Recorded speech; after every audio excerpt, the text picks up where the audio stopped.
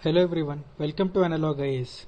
In this new video on 3-minute series for prelims, we'll be discussing about the institutions of high courts in India. The institution of high court in India is an integrated system. That is, on the top of the constitution we have the Supreme Court, and under that we have the high courts, and under the high courts we have all the district and subordinate courts. So high court forms an important part in the role of judiciary in the state level, as the Supreme Court plays an important level in the national level. Therefore, it operates below the Supreme Court but above the subordinate courts. And the institution of High Court was originated in the year 1862, where the three high courts that were set up in India, and they are one of the oldest high courts, are Calcutta, Bombay and Madras.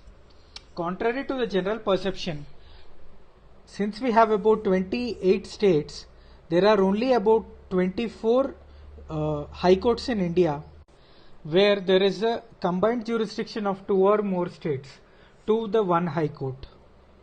For example, the jurisdiction of the Andaman and Nicobar Islands is given to the Calcutta High Court, and the jurisdiction of the Lakshadweep Islands is given to the Kerala High Court.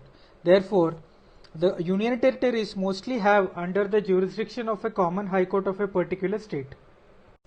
The number of high court judges, that is both the Chief Justice of the High Court and the number of judges which are to be present in a high court, are determined by the President from time to time, unlike in the case of Parliament or unlike in the case of Supreme Court, where the Parliament decides the number of judges, which are currently 34 in number. And the judges are appointed by the President after consultation with the Chief Justice of India and the Governor of the concerned state.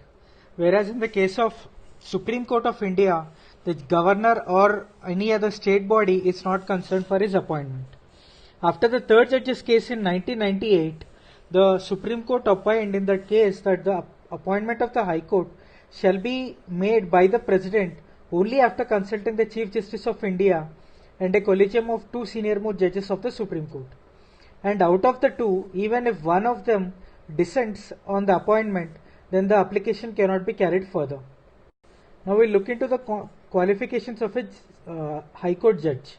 He should be a citizen of India, and he should have been held a judicial office in the territory of India for 10 years, or he should have been an advocate of a High Court in India for 10 years.